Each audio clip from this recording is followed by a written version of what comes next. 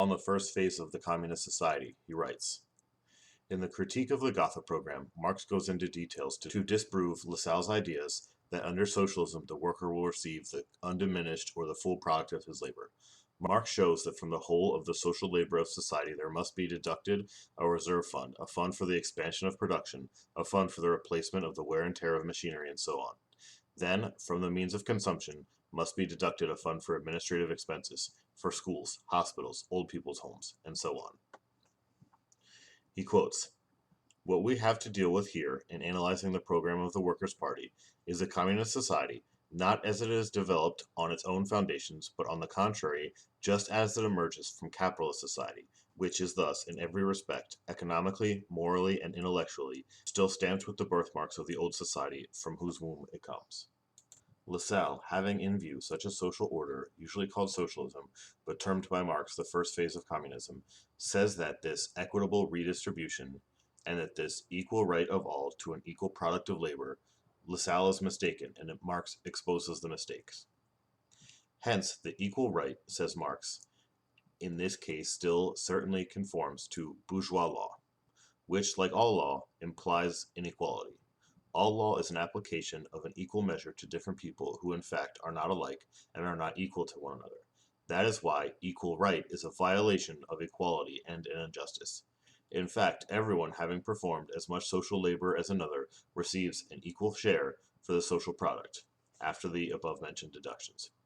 But people are not alike. One is strong, another is weak. One is married, another is not. One has more children, another has less, and so on.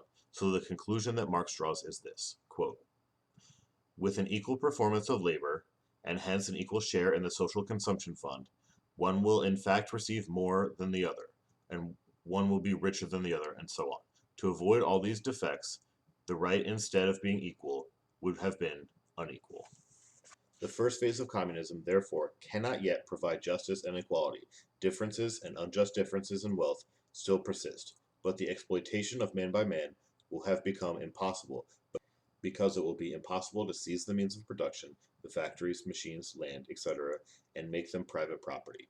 In smashing Lassalle's petty bourgeois vague phrases about equality and justice in general, Marx shows the course of development of communist society, which is compelled to abolish first only the injustice of the means of production seized by individuals, and which is unable to at once eliminate the other injustice, which consists in the distribution of consumer goods according to the amount of labor performed, and not according to needs.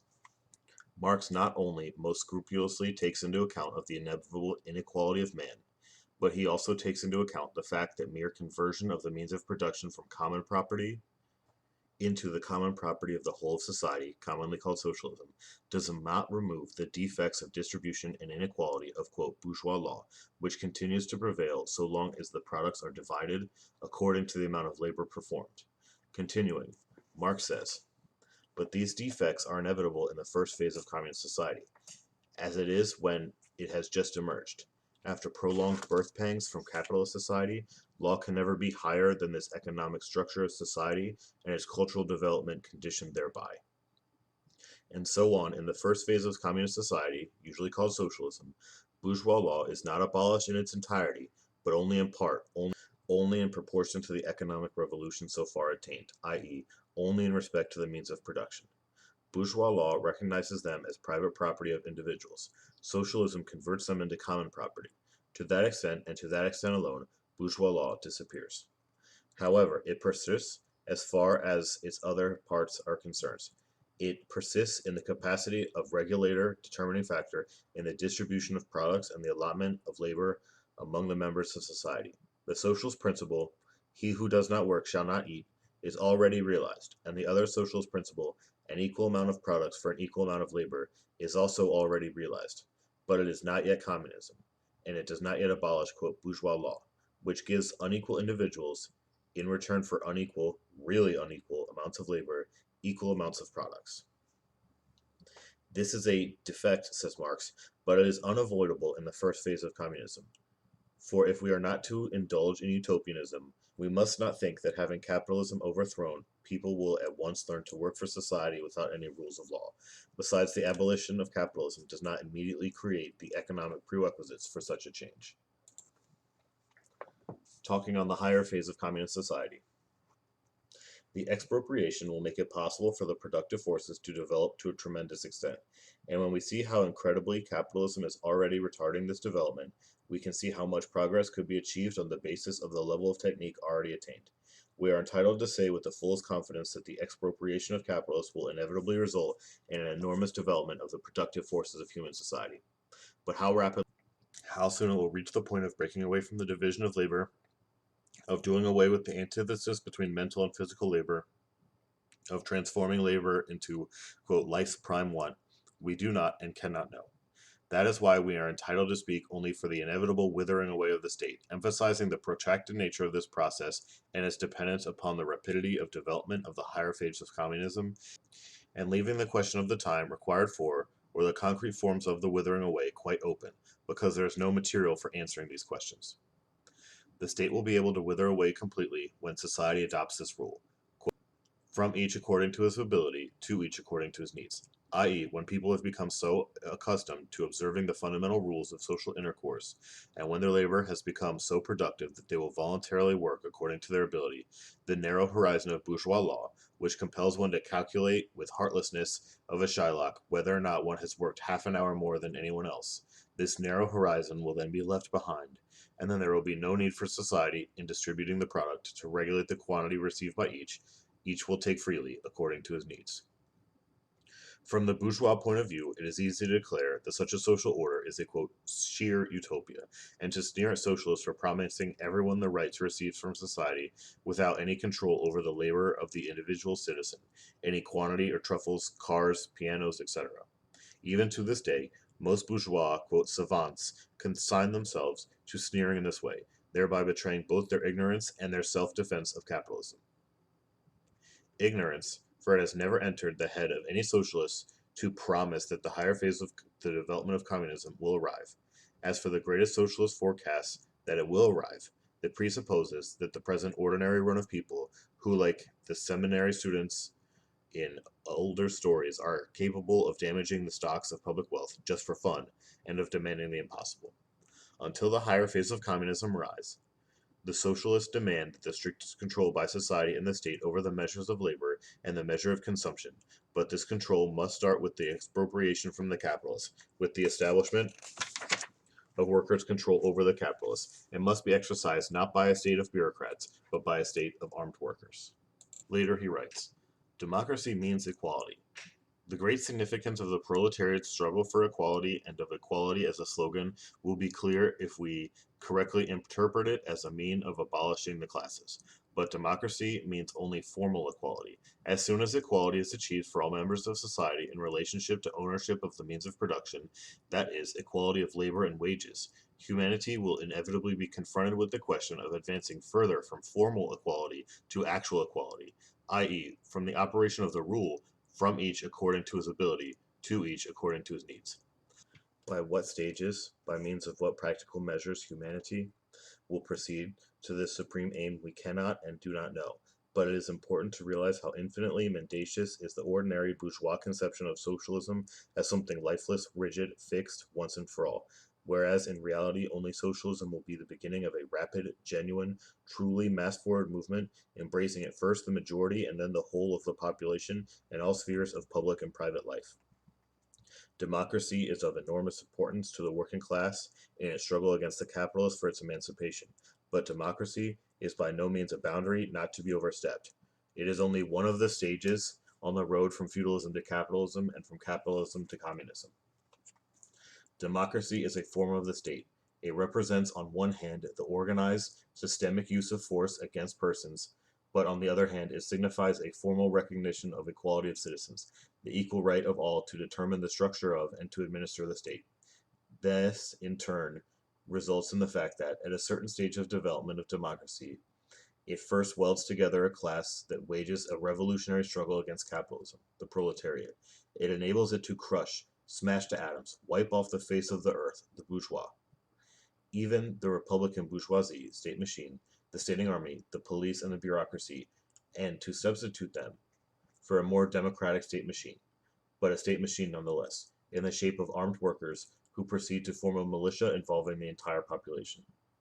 Here, quote, quantity turns into quality. Such a degree of democracy implies overstepping the bounds of bourgeois society and beginning the socialist reorganization. If really all take part in the administration of the state, capitalism cannot retain its hold. The development of capitalism, in turn, creates preconditions that enable really, quote, all to take part in the administration of the state. Some of these preconditions are universal literacy, which has already been achieved in a number of the most advanced capitalist countries, then the training and disciplining of millions of workers by the huge, complex, socialized apparatus of the postal service, railways, big factories, and large-scale commerce, like banking. The last section, Lenin tacks on the vulgarization of Marxism by opportunists. First, he talks about Plekhanov's controversy with the anarchists. To quote Lenin, Plekhanov wrote a special pamphlet on the relationship of anarchism to socialism entitled Anarchism and Socialism, which was published in German in 1894. In treating the subject, Plekhanov contrived completely to evade the most urgent, burning, and politically essential issue in the struggle against anarchism, namely the relation of the revolution to the state and the question of the state in general. It is a most amusing combination of subjects and most characteristic of Plekhanov's whole activity on the eve of revolution and during the revolutionary period in Russia.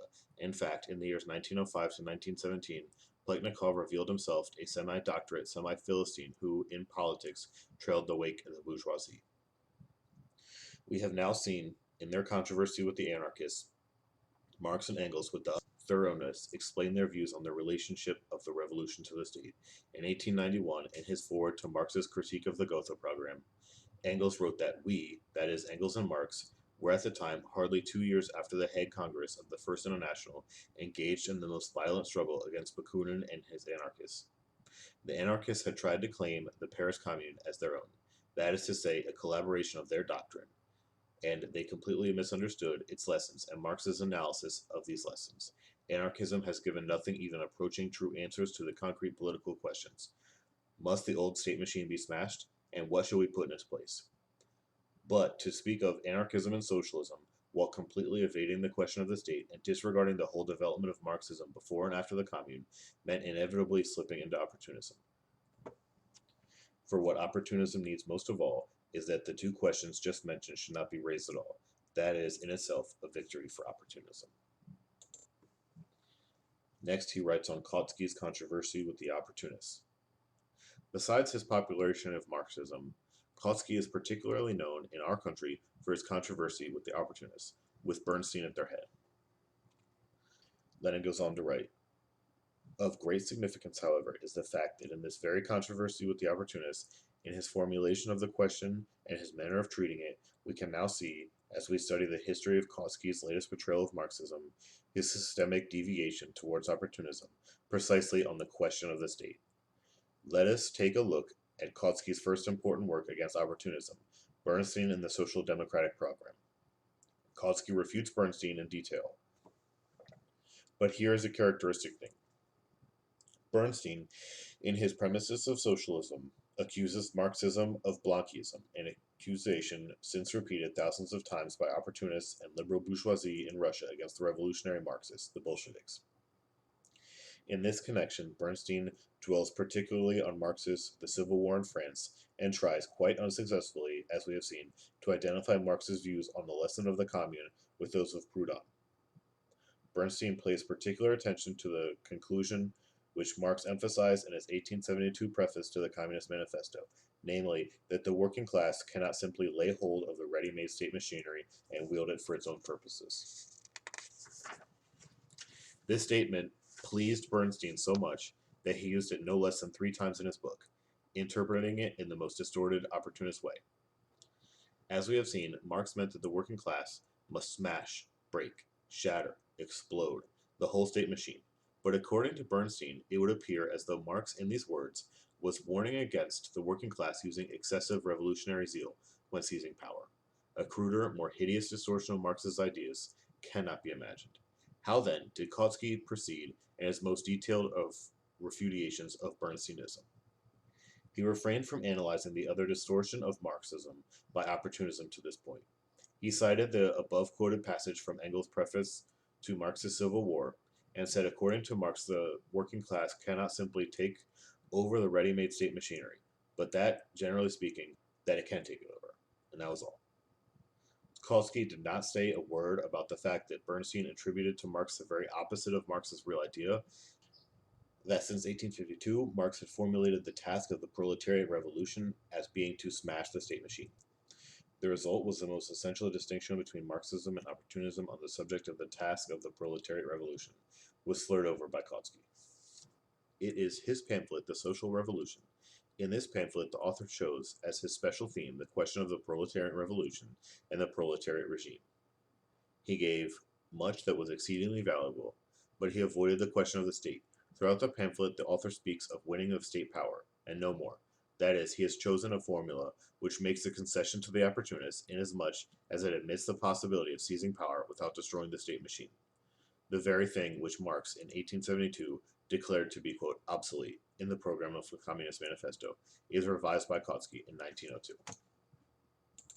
Speaking of Kautsky's The Social Revolution again, Lenin writes, the author explicitly points out to the aggravation of class antagonisms in general and to imperialism, which plays a particularly important role in this respect.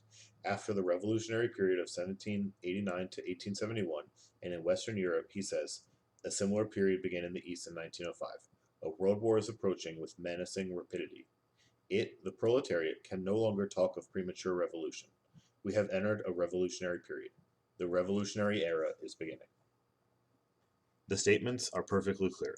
The pamphlet of Kautsky's should serve as a measure of comparison of what the German Social Democrats promised to be before the imperialist war and the depth of degradation to which they, including Kautsky himself, sank as the war broke out.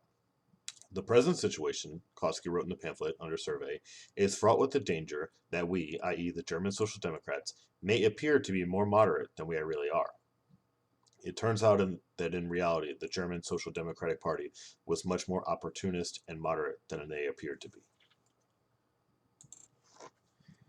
Last on this topic, Lenin writes, Kautsky, the German Social Democratic spokesperson, seems to have declared, I abide by my revolutionary views, in 1899.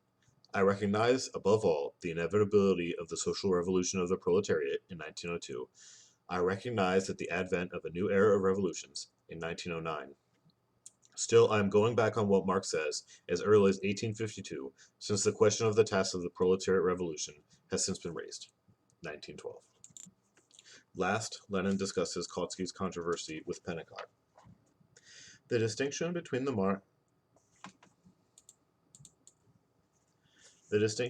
Marxists and the anarchists is this. 1. The former, while aiming at the complete abolition of the state, recognizes that this aim can only be achieved. The distinction between Marxists and anarchists is this. 1.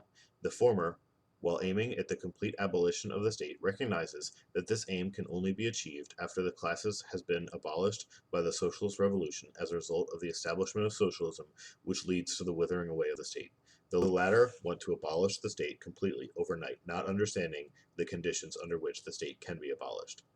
The former recognize that after the proletariat has won political power, it must completely destroy the old state machine and replace it with a new one, consisting of an organization of the armed workers, after the type of the commune. The latter, while insisting on the destruction of the state machine, have a very vague idea of what the proletariat will put in its place and how it will use its revolutionary power. The anarchists even deny that the revolutionary proletariat should use state power. They reject its revolutionary dictatorship. The former demand that the proletariat be trained for revolution by utilizing the present state. The anarchists reject this. Lenin goes on to quote Kautsky. Its object, the object of the mass strike, Kautsky continues, cannot be to destroy the state power. Its only object can be to make the government compliant on some specific question, or to replace a government hostile to the proletariat by one willing to meet it halfway. But never, under no circumstances, can it, that is, the proletarian victory over a hostile government, lead to the destruction of state power. It can only lead to a certain shifting of balance of forces within the state power. The aim of our political struggle remains, as in the past, the conquest of state power by winning a majority in Parliament and by raising Parliament to the ranks of master of government. Lenin writes, this is nothing but the most pure and most vulgar opportunism, repudiating revolution in deeds while accepting it in words. Kautsky's thoughts go no further than a, quote, government willing to meet the proletariat halfway, a step backwards to Philistinism compared to 1847 when the Communist Manifesto proclaimed an organization of the proletariat as the ruling class. Kautsky will have to achieve his beloved unity with the Shieldmans, Pleknikovs, and others, whom all agree to fight for a government willing to meet the proletariat halfway. We shall, however, break with these traitors of socialism. We shall fight for the complete destruction of the old state machine in order that the armed proletariat itself may become the government. These are two vastly different things. The last piece of my copy of this book is the postscript. This pamphlet was written in August and September 1917. I had already drawn up a plan for the seventh chapter, quote, The Experience of the Russian Revolutions of 1905 and 1917. Apart from the title, however, I had no time to write a single line of the chapter. I was, quote, interrupted by a political crisis on the eve of the October Revolution in 1917. Such an interruption can only be welcomed, but the writing of the second part of this pamphlet, The Experience of the Russian Revolutions of 1905 and 1917, will probably have to be put off for a long time. It is more pleasant and useful to go through the experience of a revolution than to write about it. Vladimir Lenin, Petrograd, November 30, 1917.